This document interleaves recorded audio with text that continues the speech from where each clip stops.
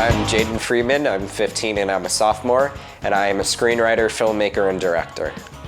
Hi, my name is Sawyer. I usually like to draw and write sometimes.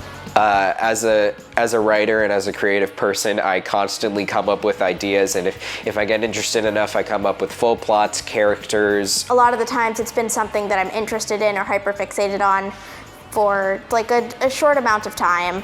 Arcs and betrayals that happen in my head, and I write them all down, but they never get fully put out as a real story. And then I end up just kind of either forgetting about it or losing interest, or straight up just not liking it anymore and getting rid of it. As a sophomore, I constantly have schoolwork. I'm in a lot of AP classes. I'm trying to get into those good colleges, so.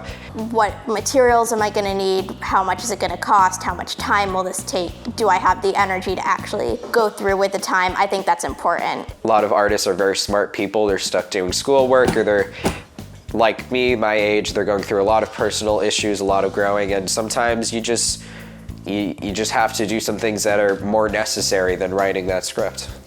Do you think that like time is an issue for a lot of people? Definitely, especially people my age, because there's a lot of people in very similar circumstances. I always feel like I don't have enough time because I wake up early and I go to bed late working at school, plus just the general personal issues of being a teenager. An unfinished project it's memorable to me is this story that I was working on called Blood of the Stars. It originally started out as a Warrior Cats fan fiction, and then I kind of lost interest in Warrior Cats and it became an original story about different tribes of elves. Still very much so Warrior Cats inspired. A recent one is called Barry Harry. It's about two celebrities who accidentally kill a man when they run him over, their attempts at hiding the body, and the cop who's trying to hunt them down. So I was going through a lot of uncomfortable, unwanted change when I came up with this idea, and it kind of became a conduit that I can use the characters to kind of talk about these issues by putting them onto other people and have characters relate to how I feel in a lot of circumstances. So these characters are going through the same problems, and I can almost have my different personal issues and different parts of my personalities argue it out with each other while trying to bury a body in a comedy sense. Well, I think the main thing that led to me not finishing the project at the time was I didn't really know how to structure a story. So I never did any of the 7 parts of the story where you have an ending already all kind of planned out and major plot points. I never had any of that. I was just writing and it never went anywhere. It's much easier to have an idea of what you want to do than to actually go through with it.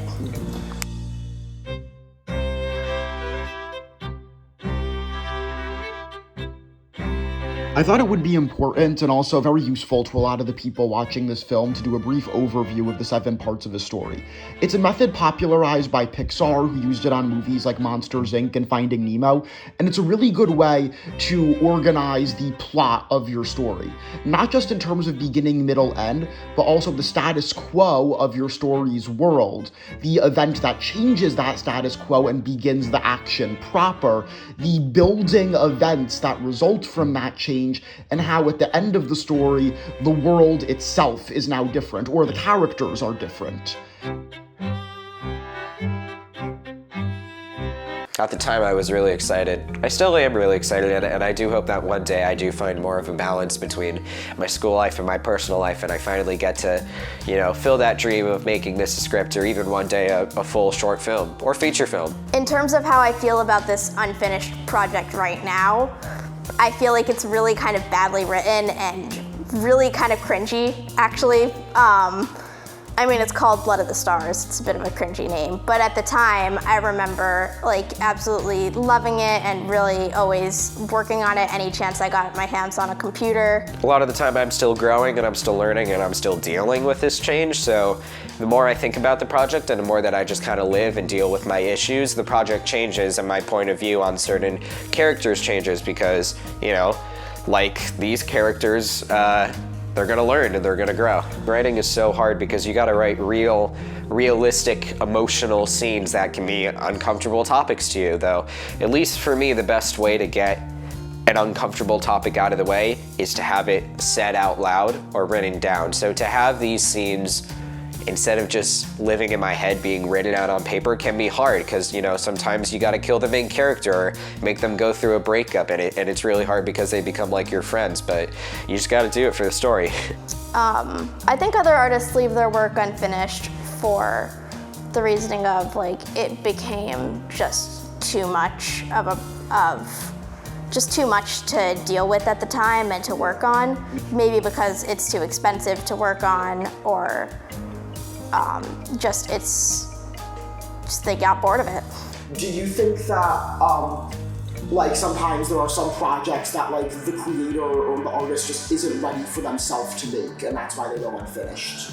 I think there definitely is. The creator and the artist isn't ready to make it. I think that's definitely a reason why a lot of projects get abandoned. Sometimes it's with pieces that have a really, really emotional attachment to it. Something dealing with grief, it's still too much sort of to deal with right now. Or if something is just you're not even sure of what you want to do with it, but you just have that emotion, it's kind of hard to work with that.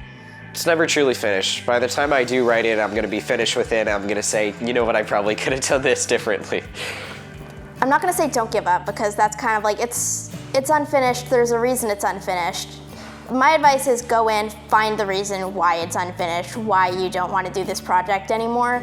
See if there's any way to get through that, work around it, or if it's something that you just need to shelve and step away from for a bit, that's totally okay too. I have faith in myself, and I have faith in my friends who are interested in film and people who want to be involved in the school system, that eventually I will get to a point, maybe during a break, where I can fully do this, and then I'll kind of sacrifice other things that I can make this alive. And you shouldn't force yourself to keep working on something you just can't bring yourself to work on anymore. I hope you find that balance.